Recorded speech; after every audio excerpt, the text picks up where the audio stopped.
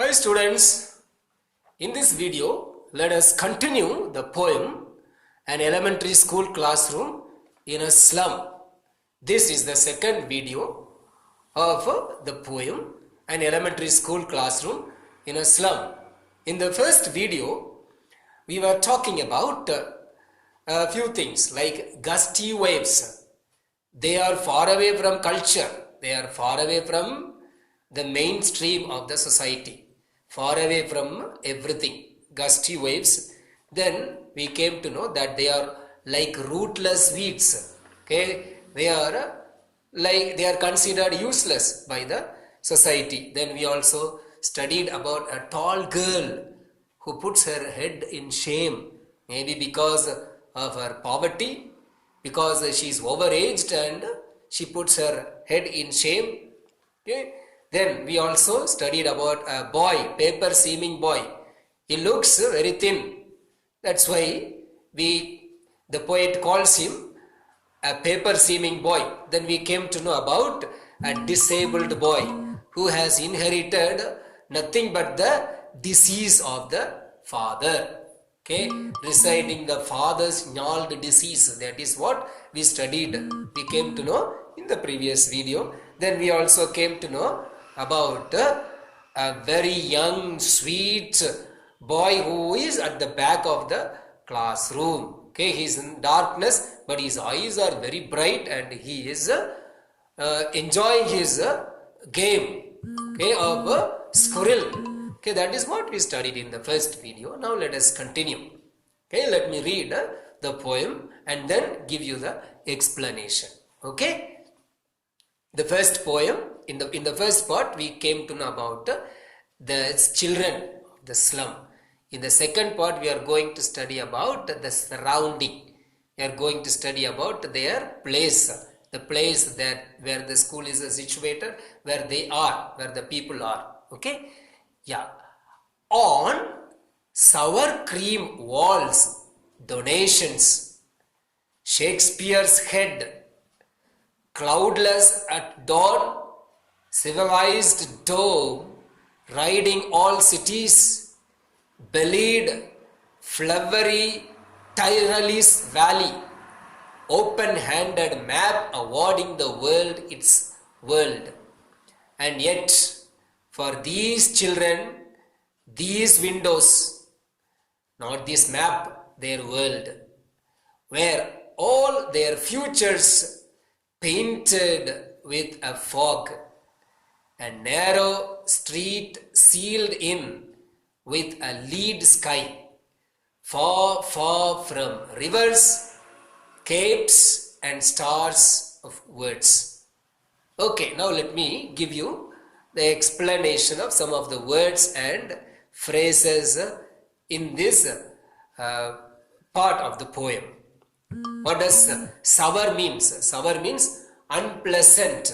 Okay, here it means unpleasant, and here it refers to the color of the sour cream of white or cremish. It refers to it, the white. It talks about the wall. Okay.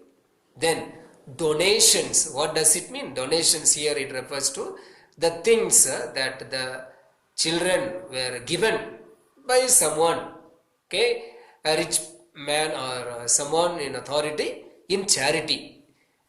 Then what's the meaning of the word dawn? Dawn means early morning or sunrise. Then civilized dome, here it means rising sun at the horizon, which is in the shape of a dome. Rising sun at the horizon, which is in the shape of a dome. That's the meaning of civilized dome. Okay, civilized dome is it's like a semicircle. Okay, then tireless valley, it's a historical reference to a history. It's a beautiful ice-free valley in Austria. It's a beautiful ice-free valley in Austria. Then sealed, what do you mean by sealed? Sealed means shut or locked. Lead, L-E-A-D, lead, here it refers to dark future of kids, the dark future of the slum children. Then capes, what does it refer to? Capes, it's a large piece of land that sticks out into the sea from the coast. It's a large piece of land, it sticks out, it is separate, you can make out easily. That's the meaning of capes. Okay, now let's try to understand the poem. Okay, let me give you the explanation of the poem in detail. The poet is describing the walls of the school, okay, and they are cream in color, like the color of the sour cream. Okay, they are not good looking, very unpleasant because of its use, very old. They are not renovated regularly. It was built long ago and it has become very old. Okay, so this means that the walls are not clean. They have not been painted recently. Okay, the walls are covered with different charts. Next we are talking about the charts displayed there. Okay, the walls also have chart papers, different charts and images that must have been donated by different people. Okay, the rich people must have donated. Those people who had come there as visitors, they had donated this paper. There is a picture of Shakespeare on the wall. Okay, and the Shakespeare's head, as you all know, is a bald head. Okay, his bald head looks like the rising sun. Okay, his bald head looks like the rising sun at the horizon. Okay, yeah, so this Shakespeare's head is used symbolically. It represents the rising sun. Then at the time of daybreak, at the time of daybreak in the morning, the sun is rising at the horizon and is a semicircular like a dome shape. Okay, the sun is rising and it looks like a semicircular and it looks like a dome shape. The rising sun looks like a dome shape. It seems to be behind all cities. Okay, the slum seems to be behind all the cities. There is a picture of the famous Tyrolese Valley. In the classroom also there is a picture of a famous Tyrolese Valley which has beautiful flowers. Okay, it also has got a picture of a Tyrolese Valley which has a lot of beautiful flowers. Okay, then there is the image of a map. There is also an image of a map which helps all in its own way. Okay, the image just tells the image of many things that are around in the city. But for these children, okay, these maps, but for these children, the map of the world is irrelevant. It's irrelevant because the slum where they live is different from what is shown in the map. Okay, the slum is one thing. What is shown in the map is something else, which has no connection with their reality of life. They are living a very pathetic, very poor life. But what is displayed in the classroom in forms of charts and pictures is the world of the rich. Okay, so that is why it's inappropriate. This world is only what they see out of the window of the classroom. This is their window. From this window they see the world of the rich. The slum, that's only the slum where they are. From this window they only see, that's only a representation of the rich world. They only see it. In no way they can go there. They can become part of it. And what happens? Their future is full of darkness, painted with fog. Their future is painted with fog. Their future is compared to a narrow street, which means that there is no wide scope available to their future growth. Their future is sealed, okay, with a lead sky.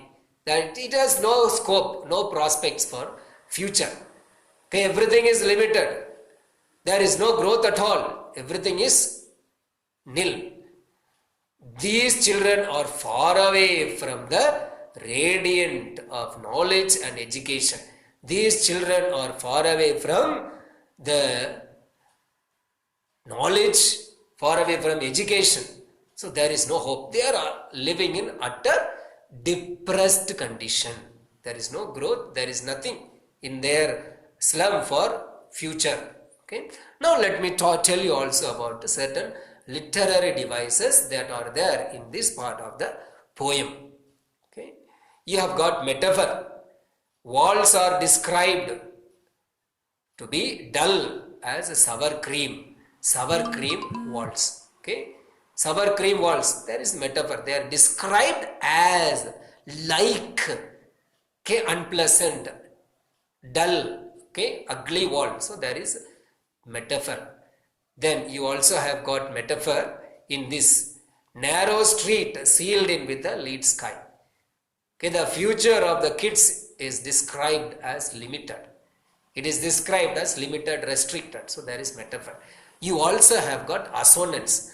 Assonance, as you all know, is a repetition of vowel sound. Hey, you know there are 5 vowels in English, but there are so many vowel sounds. Okay, based on these 5 vowels only, you have got all the other sounds. Here you have got the vowel sound E. Where is it? Bellied, flowery, tireless, valley. Okay, E is vowel sound that is repeated here. Then you also have got something called allusion. Allusion, what does it mean? Reference to something well known. It can be a person or a place. Okay, here the allusion is to the reference to Shakespeare's head and Tireless Valley. Shakespeare's head and Tireless Valley. These are the 2 allusions here. Then you also have got repetition. Far is repeated. Far. So this is the repetition. Okay, so now please go through this poem once more from the beginning and study it.